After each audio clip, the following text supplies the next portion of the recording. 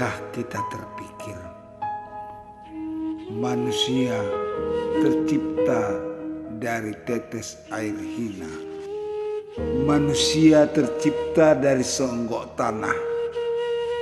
Manusia adalah makhluk ciptaan Allah. Manusia adalah makhluk yang dhaif. Manusia adalah makhluk yang lemah di hadapan Allah. Lihat saja betapa lemahnya kita ketika lahir. Kita butuh bantuan dan dibimbing oleh orang lain. Apapun yang kita lakukan, semua bergantung kepada orang lain. Mulai bangun tidur, mau makan, minum, berjalan, buang air, hingga tertidur, semuanya harus dibantu. Kita tidak bisa melakukannya sendiri. Kita butuh orang lain. Dan yang paling ikhlas membantu kita adalah makhluk Tuhan yang lain, yang kita sebut orang tua. Mereka membantu kita dengan penuh kasih sayang, cinta dan ketulusan. Mereka membantu kita tanpa mengharap imbalan apapun. Mereka ikhlas membimbingmu, mengajarkanmu, menuntunmu, bahkan memenuhi kebutuhan hidupmu. Dari matamu terbuka hingga kembali terpejam karena kantuk, dengan riangnya mereka menemanimu. Tak pernah sedikit pun mereka mengeluh demi anaknya. Harapannya cuma satu: kelak jika besar, kita berguna untuk agama, nusa, dan bangsa. Lalu saudaraku sekalian, pikirkan sejenak tentang satu hal ini. Yang menghidupkan orang tua kita siapa? Yang memberi mereka napas itu siapa? Yang memberikan mereka pikiran itu siapa? Yang menggerakkan hati mereka itu siapa? Yang memberi mereka tenaga dan kekuatan itu siapa? Yang memberikan mereka pekerjaan siapa? Yang memberi mereka nafkah siapa? Yang menciptakan alam semesta ini itu siapa? Coba tanyakan dirimu, bisakah mereka bergerak menolongmu tanpa bantuannya? Bisakah mereka memberikanmu nafkah jika dia tidak memberi rezeki? Bisakah orang tuamu menyekolahkanmu tanpa bantuannya? Terakhir, mungkinkah kamu lahir jika orang tuamu tidak diciptakan olehnya? Lantas apa yang kita sombongkan? Apakah seolah semua yang terjadi hanya kebetulan belaka? Kita bisa makan karena kita punya tangan. Lalu tangan kita yang berusaha mengais rezeki. Kita bisa berjalan karena kita punya kaki. Lalu kaki kita berjalan mencari rezeki. Kita punya telinga untuk mendengar. Lalu dari telinga kita mendengar ada rezeki. Kita punya kulit untuk merasa. Dari kulit kita merasakan nikmatnya dapat rezeki. Tapi tahukah kita semua rezeki yang kita terima datangnya dari Allah? Dia Maha Tahu, Dia Maha Pengasih, Dia Maha Penyayang. Dia tempatmu meminta dan tempatmu memohon pertolongan. Dia yang menunjukkanmu jalan yang lurus. Dia yang Maha Suci. Dia yang Maha Mengatur. Dia yang Maha Pencipta. Dia yang memiliki kebesaran. Dia yang membuatmu, membentuk, menyeimbangkan. Dia juga Maha Pengampun. Dia yang menundukkan segala sesuatu. Dia Maha Pemberi rezeki. Dia yang membukakan rahmat. Dia yang memuliakan dan menghinakan. Dia Maha Adil, dan banyak lagi sebutan untuknya. Dialah Allah, Tuhan yang berhak disembah. Hari ini kita diberi rezeki, begitupun orang tua kita. Hari ini kita diberi kesempatan kuliah karena orang tua kita masih diberinya pekerjaan dan uang untuk biaya kita.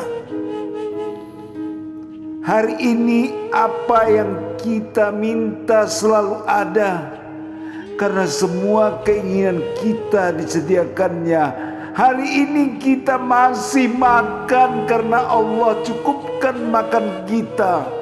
Hari ini kita masih bisa tidur nyenyak karena Allah menjagakan untuk kita. Hari ini kita masih diberi kesehatan karena Allah lindungi kita dari penyakit. Lalu sejauh mana kita sudah membalas semua yang diberikan Allah? Apakah cukup dengan syahadat? Apakah cukup dengan sholat? Apakah cukup dengan berpuasa? Apakah cukup hanya dengan zakat atau naik haji bagi orang-orang yang mampu? Sementara untuk melaksanakannya kita lebih dekat dengan ria, pekerjaan yang layak, kecantikan dan ketampanan, kekayaan, kesenangan, kemiskinan, kesusahan, kegembiraan, kesedihan datangnya dari Allah. Tapi tatkala kita diberi kesenangan, kegembiraan, kecantikan dan ketampanan, kita dihinggapi perasaan lebih memiliki dari orang lain, lebih berhak dari orang lain, lebih berkuasa dari orang lain.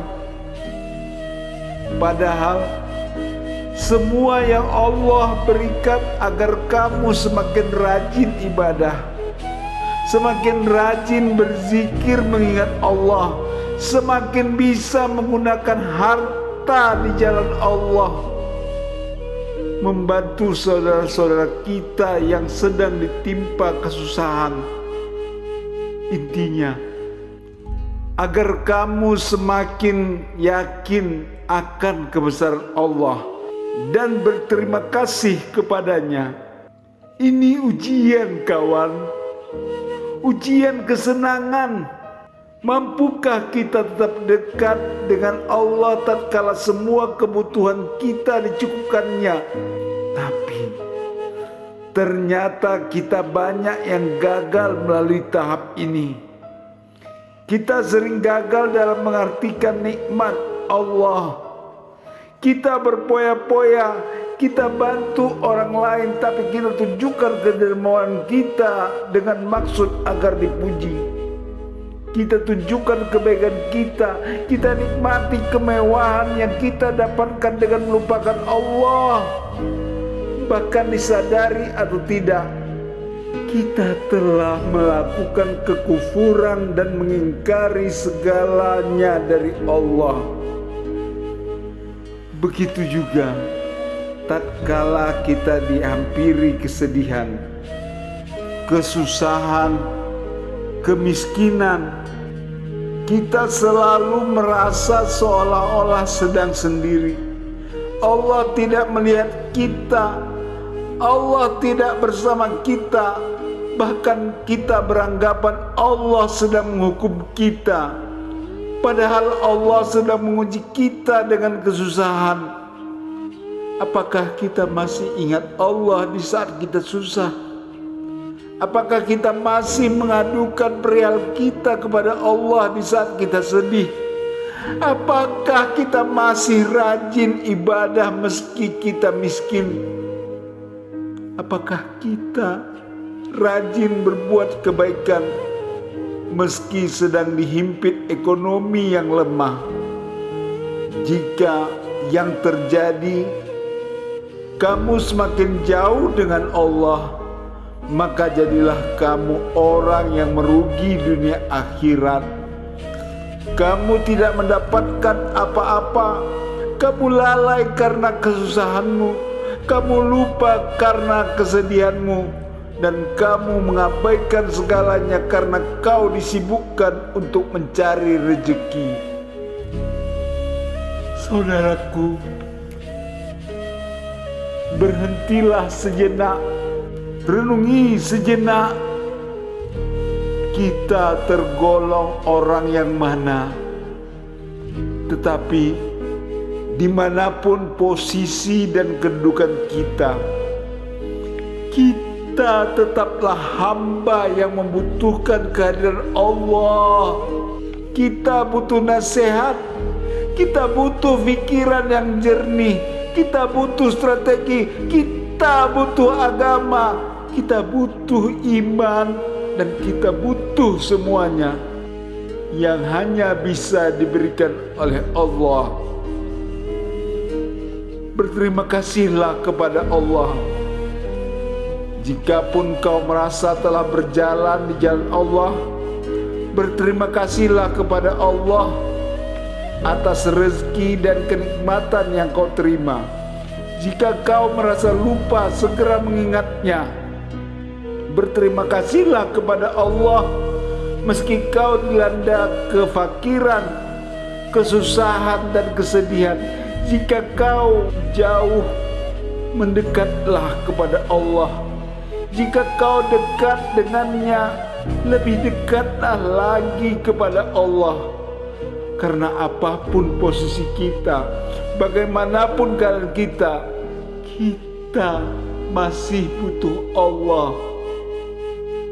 Perbaiki sahadatmu, perbaiki sholatmu, perbaiki puasamu, perbaiki zakatmu, perbaiki hajimu. Banyaklah beristighfar, memohon kepadanya, mintalah dia memberikanmu ridho, karena ridhonya kita masuk ke surga. Perbanyak amalan-amalan sunnah agar bantuan Allah datang di saat kapanpun kita butuhkan. Astaghfirullahalazim, astaghfirullahalazim, astaghfirullahalazim. La haula wala quwata illa billahil aliyul azim.